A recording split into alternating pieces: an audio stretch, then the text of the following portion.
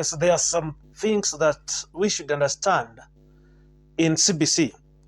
That CBC is meant to help learners actualize their self-efficacy, their self-skills, and many other things that will make them holistic or all-round.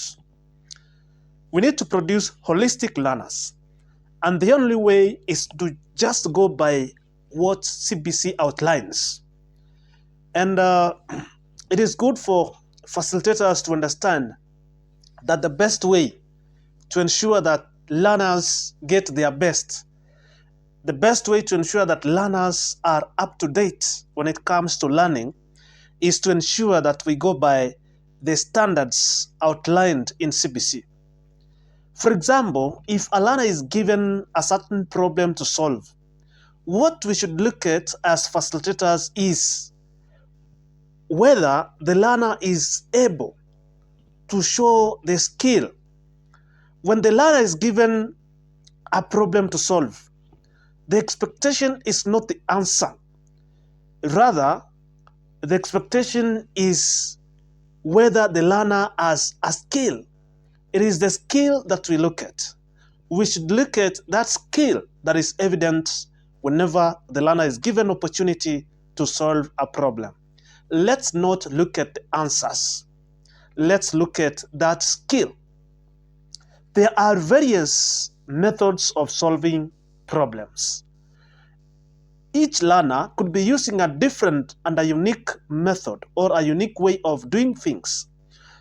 Rather, let's now ensure that we look at that skill and the ability they develop when solving problems. The facilitator should also not insist on one method on the board, for example. There is no need of insisting on one method of solving a given problem. Give learners a chance to discuss and use various methods. It is good that learners are given a chance to discuss and exhaust their methods, their various methods, so that they can be able to learn from one another. It is good when they are given a chance to learn from one another. So let's embrace this way of doing things so that CBC can be able to help learners. It is also good as facilitators, we should understand our role in class or in any given lesson. For example, the role of a facilitator in any given lesson is to guide, supervise, and give feedback. As a facilitator, you not only supervise, but you also guide. You have to go around as you guide these learners, even as they discuss, even as they engage with one another. It is your responsibility to go around and ensure that you are guiding them. You also make sure that you give feedback. When you give feedback, you must make sure that you talk of the positive feedback as well as the areas of improvement. We should also understand that it is good to ensure that you stop calling learners noisemakers. In CBC, there is no noisemaking. We talk of classroom talk. And the classroom talk that should be given priority is the classroom talk that is constructive. So the learners should be given opportunity to talk and bring out answers or solutions to problems that are given to them. It is good that to ensure that in any classroom, the participants are talking and there is that classroom talk that is evident. Any silence shows that there is nothing going on. If there is silence and there is work to be done, or there is a problem to be solved, and there is a lot of silence, it means that the learners have not been guided by the facilitator to do the right thing. It is good that they are guided so that they can know whether they are supposed to discuss or not. But if there is silence in class, it means that there is nothing good going on. It is also good that we should understand that learners in any given lesson, you should monitor the values they are developing. You should also monitor the kind of peer and group learning that is evident in any learning process. You should also monitor whether these learners are gaining some PCIs, that is the pertinent contemporary issues. You should also monitor that these learners are gaining some core competencies. You should also understand that it is good for these learners to develop the core competency that we call self-efficacy when they participate as individuals.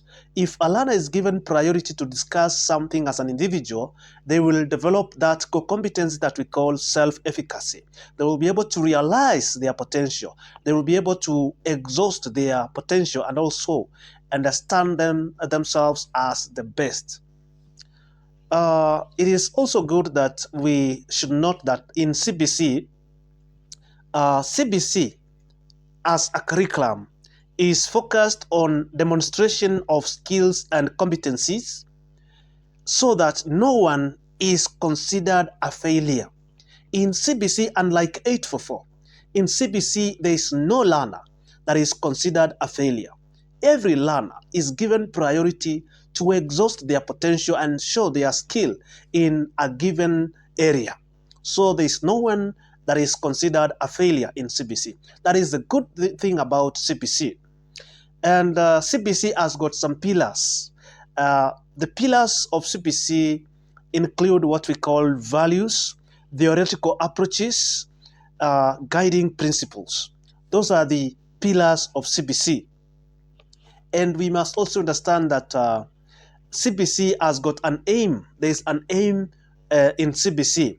That the aim of CBC is to produce holistic individuals with competencies, values, knowledge, and skills necessary to succeed in a highly competitive world. That these skills, these competencies, the values, and the knowledge that they gain, these particular learners in CBC, is necessary to succeed, for them to succeed in a highly competitive world. Remember, the world is highly competitive and it requires individuals who are actualizing their potential.